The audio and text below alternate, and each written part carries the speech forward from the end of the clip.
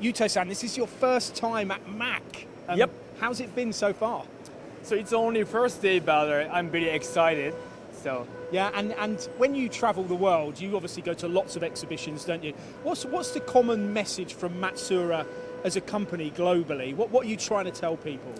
okay, so I think high mix low volume production with the automation is really key.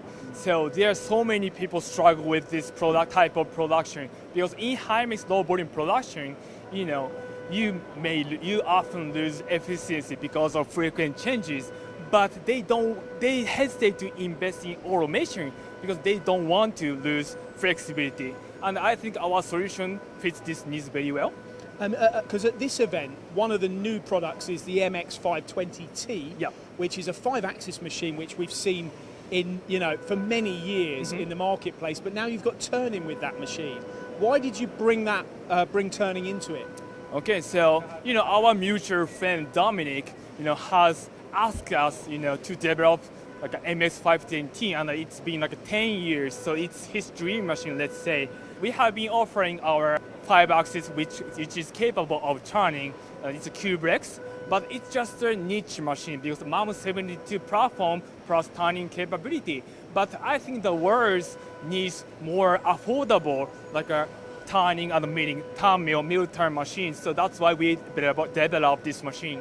And I guess the key advantage is that you can do everything in one setup, can't you? You can turn, you can mill, but not only that, you've got multiple pallets on this. So you keep the machine running unmanned, which really has always been Matsuura's message, hasn't it? Unmanned running. Absolutely. So the pallet has been bread and butter for us. And if you see the other machinery in this industry, if you do process integration on the smaller work pieces, it's easier to automate the process with let's say turning center. But if you handle the larger work pieces like a 520 millimeter in diameter, it's very hard to automate it. And if you do high mix low volume, that's the pain. But with the pallet changer, it's easier to automate it, and you still can do high mix low volume. Now, actually, MX520, we've been offering a PC4 as a pallet changer option, but now we have a new pallet changer option, PC7. So now you have even more options to automate the process. Yeah, so you've now got more pallets as well, keep it running for longer. Absolutely. Yeah, I mean, the 330 for me, when that came in, I mean, that's been such a good seller, hasn't it? And then you've got the 420 as well, haven't you? Will these ever have turning on them, or are you going to stop at the 520? So obviously we never know what will happen in the future, but I think we keep MX330 as MX330, not T. The reason what is just as I mentioned, if you look at this work envelope, it's reasonable for the turning center.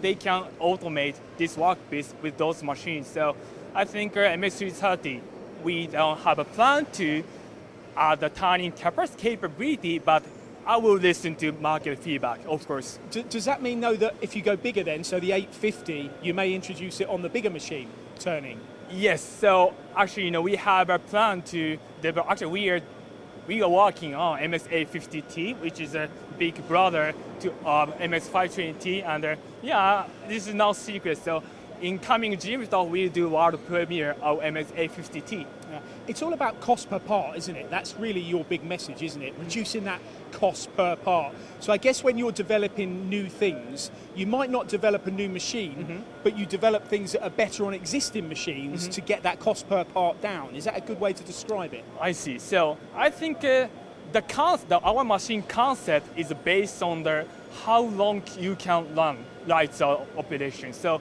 MAM72 is a strong machine concept. It's like the idea of 72-hour continuous lights operation for high mix low volume production. MX is a little brother, so obviously with this MX platform you can run lights overnight. But we got all the feedback about MS520 PC4. The pallet capacity is not enough.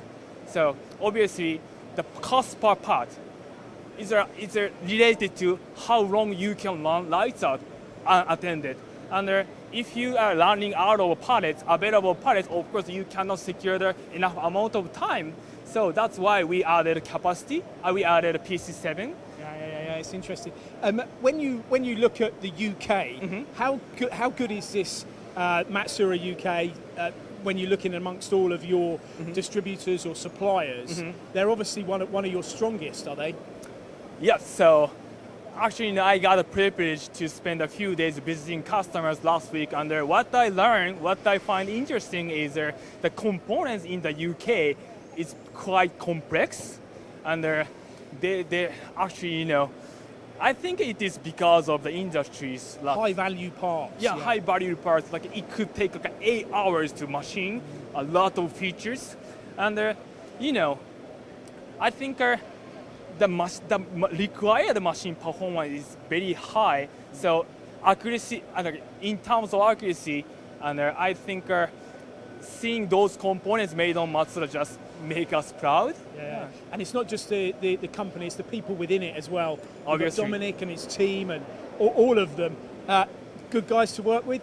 Oh, yeah, they're demanding, but we have established a great team thanks to my predecessors, my father and my grandfather, and we have shared so many histories, and thanks to their capability, I think in general, customers in the UK are happy with our machine, and also they are extremely happy with the support they can get from our team in the UK. And this is pretty important for us to keep good relationship because that's what we care. And when you said to me earlier, you sell around about 400 machines a year on average. Yes. The UK represents a fair proportion of that, doesn't it, for such a small market?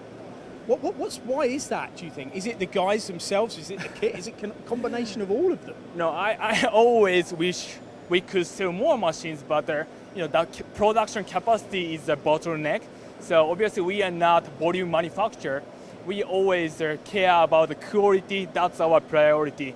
So we still perform one of the most traditional techniques, such as hand scraping, to ensure the highest precision. Why? Because we care reliability and repeatability. With this capacity, let's say MAMO 72, it has it could have 530 tools, 40 pallets. So with this capacity, ideally, when you get a repeat job, you can keep all the work holdings and tools in the machine. So you only need to set the work pieces, press the button, and walk away. But what if machine does not deliver the consistent result? You cannot make money. No. And Absolutely. in fact, you may lose even more money with automation. So that's why we put the highest importance on manufacturing quality. And the guys here, I know they sit on the steering committee with you as well, don't they? Helping you develop new products, which you said earlier. That's quite important. You listen to what they want in, Dominic and his team. They're able to say, well, add turning, add more pallets. They play a big part in the growth of Matsuura around the globe, I guess, today. 100%. So obviously we are a family-owned company, and we are not a big company compared to others. And